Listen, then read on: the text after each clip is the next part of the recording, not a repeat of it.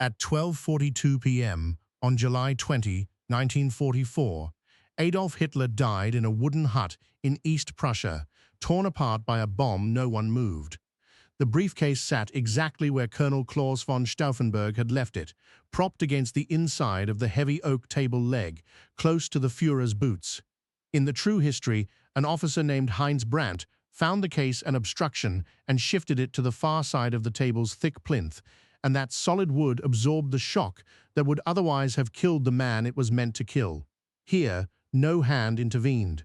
The single prime charge detonated with its full force, and the blast that history remembers as survivable became instead annihilating. The map table splintered into the ceiling. Several senior officers died where they stood. When the smoke cleared over the Wolfschanze near Rastenburg, the most feared man in Europe was simply gone. In this alternate timeline exploration, we examine what could have happened and why the real history unfolded differently. Because the truth is that everything you are about to hear turned not on strategy or ideology, but on the position of a single leather case. And what that shift set loose would test whether a bomb could end a war or only a man. Stauffenberg boarded his aircraft for Berlin, convinced he had witnessed a kill, and this time he was right. In reality, that same certainty was the coup's undoing, for while Stauffenberg was airborne and unreachable, doubt spread through the Bendler bloc, word arrived that Hitler had survived, and the plotters froze at the decisive hour. Now the doubt never came. General Friedrich Olbricht and Colonel Albrecht Merz von Quirnheim did not wait for confirmation that trickled and contradicted itself. They issued the Valkyrie orders in the early afternoon, mobilizing the reserve army under the pretext of internal unrest, exactly as the contingency plan had been designed and then quietly repurposed. Teleprinters clattered across the Reich. Reserve units received instructions to occupy government quarters and detain the SS and party leadership. General Ludwig Beck prepared to assume the role of head of state, and Karl Friedrich Goerdeler stood ready to be named chancellor of a government that would speak, at last, in a voice that was not Hitler's. The men in Berlin understood that the entire enterprise now rested on speed. Every hour the regime remained leaderless and confused was an hour the conspirators owned, and they meant to own all of them. The order that mattered most went to a young major named Otto Ernst Remmer, whose Guard battalion held the physical heart of Berlin. In the real July of 1944, Rimmer was turned, persuaded by a telephone call that placed him against the plotters and delivered the capital back to the regime.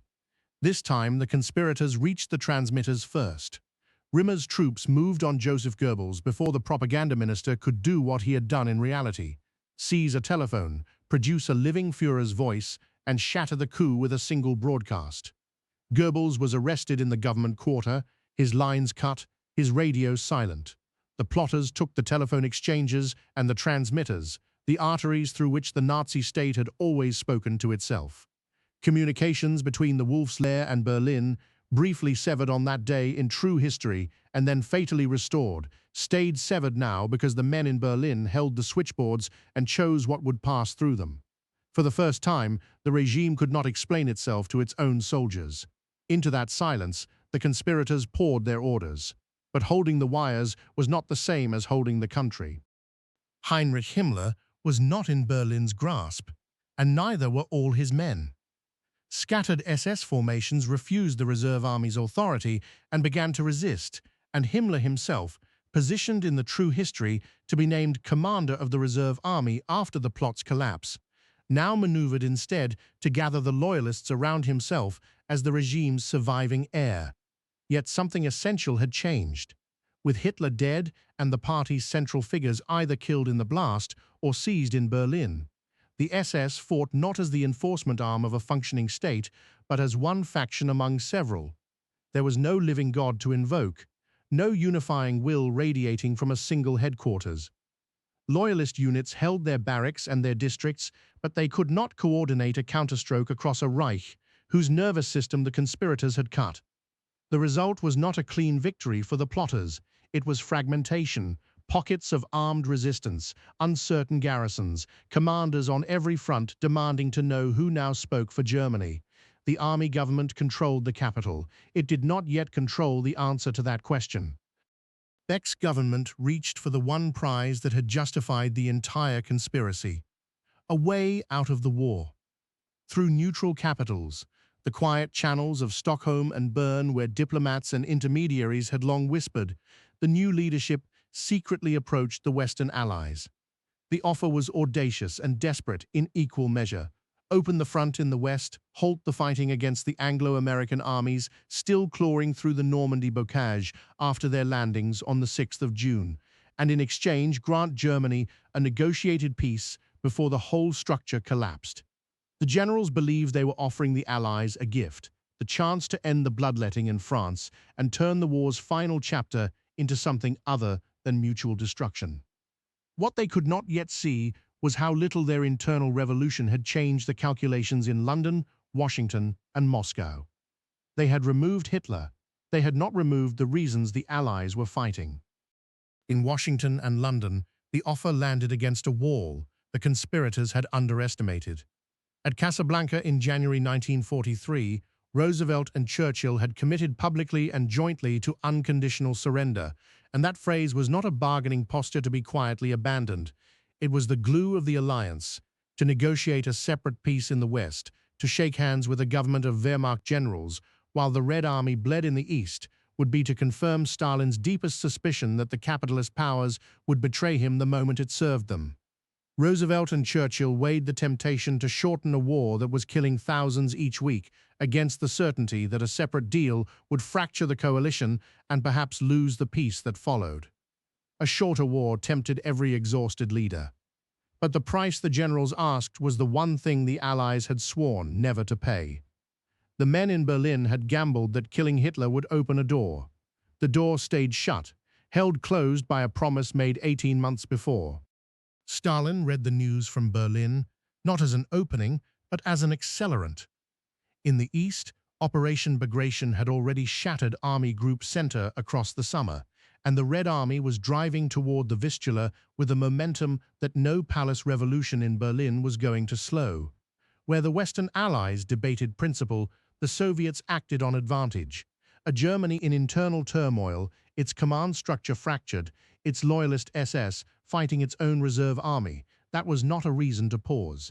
It was a reason to press. Stalin suspected, with the instinct of a man who trusted no one, that any German overture to the West was aimed at splitting the alliance and preserving the Reich against him. His answer was to make the point of a separate peace moot by advancing so fast and so far that there would be nothing left to negotiate over. The generals had hoped the coup might buy time. In the East, it bought them nothing at all. The tanks kept rolling west. Beck and Goebbels now presided over a paradox. They held the institutions of the German state and controlled almost nothing that mattered. The ministries answered to them, the telephone exchanges obeyed them. But the war's outcome had never lived in the ministries. It lived on two fronts they could not command: a Soviet advance that would not stop, and a Western coalition that would not split. The generals had removed the man who guaranteed Germany's destruction, only to discover that his death did not lift the sentence. They were caught between an army in the East that treated their revolution as an opportunity and an alliance in the West that treated their overtures as a trap. A briefcase left in place had killed a tyrant in an instant. It had not, and could not, undo the years of catastrophe he set in motion, nor the resolve of the powers arrayed to finish what his war had begun. That is the quiet lesson buried in this timeline. The men of July had believed that everything turned on one death. History suggests that by the summer of 1944, the ending was already written in blood and iron on both horizons, and that killing Hitler cleanly would only have made the survivors watch it arrive with clearer eyes.